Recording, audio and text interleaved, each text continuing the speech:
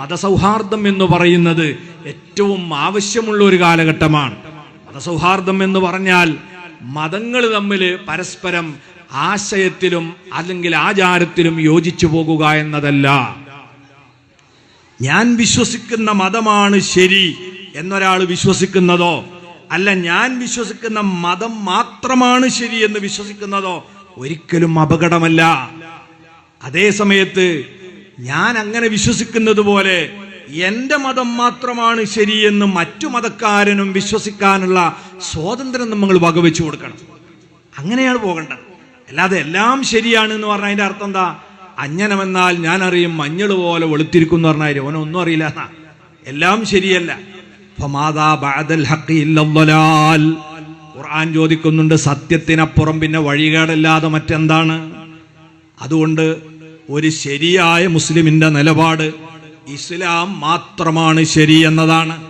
അതേ സമയത്ത് വേറെ ഉള്ളവർക്ക്, വേറെ മതത്തിൽ വിശ്വസിക്കുന്നവർക്ക്, ഒരു മതത്തിലും വിശ്വാസമില്ലാത്തവർക്ക് അവരെ വിശ്വാസം അനുസരിച്ച് ജീവിക്കാനുള്ള സ്വാതന്ത്ര്യം ഞാൻ വകവെച്ചു കൊടുക്കുന്നു. അതിന് നമുക്ക് വിയോജിപ്പില്ല. അതാണ് ഇസ്ലാം നമ്മളെ പഠിപ്പിച്ച ആശയം എന്ന് പറയുന്നത്. എല്ലാം ശരിയാവലല്ല. മതസൗഹാർദ്ദം എന്ന് പറഞ്ഞാൽ ജുമുഅക്കും ജമാഅത്തിനുമൊക്കെ മറ്റു മതസ്ഥരെ നമ്മളെ പള്ളിയിൽ കൊണ്ടുവന്ന് ഇരുത്തലല്ല. അതേപോലെ നമ്മൾ അവരെ ആചാര അനുഷ്ഠാനങ്ങൾ പോയി പങ്കെടുത്ത് വിജയിപ്പിക്കലും അല്ല. അത് അള്ളാഹു പൊരുത്തപ്പെടുന്നതല്ല. ചിലപ്പോൾ മുർത്തദ്ദാവാൻ പോലും കാരണമായി പോകുന്ന കാര്യങ്ങളാണ്. മതപരമായി ഏറെ ഗൗരവമുള്ള അടിസ്ഥാന വിശ്വാസത്തെ ബാധിക്കുന്നതാണ്. ഇസ്ലാം വിശ്വസിക്കുന്ന അടിസ്ഥാന വിശ്വാസം ഏകദൈവ വിശ്വാസമാണ്. ഏകനായ അല്ലാഹു സുബ്ഹാനഹു വ തആല എല്ലാവർക്കും അറിയുന്ന സൂറത്താണ്. ഖുൽ ഹുവല്ലാഹു അഹദ്, അല്ലാഹു ഒരുവനാണ്. ലം യലിദ്, അവൻ സന്താനോൽപാദനം നടത്തിയവനല്ല. വലം യൂലദ്, അവനെ വേറെ ആരും ഇവിടെ പ്രസവിച്ചിട്ടൊന്നും അല്ല. നമ്മളെ ദൈവവിശ്വാസത്തിന്റെ അടിത്തറയാണത്. പടച്ചോന് മക്കളുണ്ട് എന്ന് പറഞ്ഞാൽ അത് പടപ്പുകളോട് അള്ളാനെ തുല്യപ്പെടുത്തലാണ്. ദൈവപുത്രനാണ് പടച്ചവൻ എന്ന് പറഞ്ഞാൽ അത് സൃഷ്ടികളോട് തുല്യപ്പെടുത്തലാണ്. ഒരിക്കലും ആ വിശ്വാസം ഇസ്ലാമിക വിശ്വാസമല്ല. വമാ യംബഗീ ലിർറഹ്മാനി അൻ യത്തഖിദ വലദാ, ഒരിക്കലും പരമകാരുണ്യകനായ അല്ലാഹുവിന് സന്താനത്തെ സ്വീകരിക്കുക എന്നത് യോജ്യമല്ല.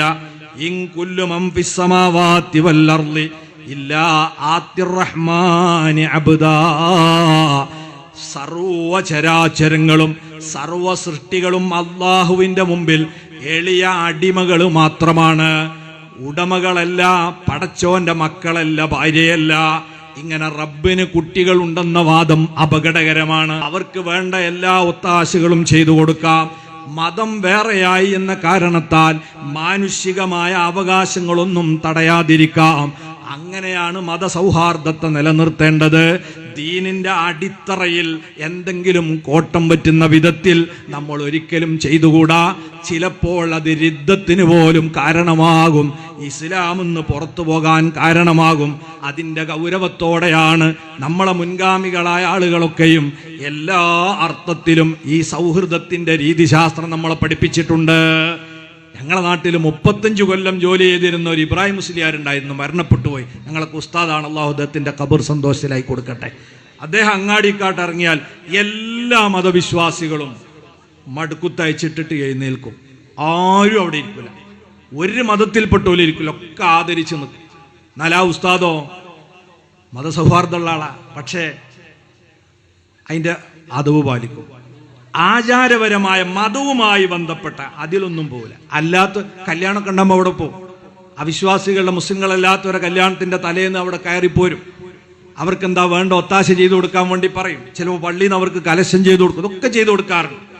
എന്നാൽ മറ്റുള്ള ബഹുദൈവ ആരാധനയുമായി ബന്ധപ്പെട്ട അതിലേക്കൊന്നും അവർ പോയിട്ടില്ല. അപ്പൊ ആ ഒരു രീതിയിൽ തന്നെ നമ്മളെ മുൻഗാമികൾ കാണിച്ചു തന്നതുപോലെ നമ്മൾ പോയില്ലെങ്കിൽ അതുകൊണ്ടുണ്ടാകുന്ന അപകടം വളരെ ദൂരവ്യാപകമായിരിക്കും. ഒരു തലമുറ അങ്ങോട്ട് കഴിയുമ്പോഴേക്ക് നമ്മളൊക്കെ വീട്ടിൽ പലതും വരാൻ പോവാണ്. എല്ലാവരും വീട്ടിലും സ്റ്റാർ തൂക്കും, എല്ലാവരും വീട്ടിലും പലതും ഉണ്ടാക്കും, പലതരത്തിലുള്ള ദുരാചാരങ്ങളും വരും. ഉമ്മത്ത് ജാഗ്രതയോടെ നിലകൊണ്ടില്ലെങ്കിൽ വലിയ അപകടം സംഭവിക്കും. കുട്ടികരായ പണ്ഡിതന്മാരുടെ മുൻ മാതൃകകളെ അയവിറക്കിക്കൊണ്ട് അവര് നമുക്ക് പഠിപ്പിച്ചു തന്ന വഴിയിലൂടെ മുന്നോട്ട് പോകാൻ നമ്മൾ പരിശ്രമിക്കണം. അർഹമുർ റാഹിമീനായ റബ്ബ് നമുക്കതിന് തൗഫീഖ് നൽകുമാറാകട്ടെ.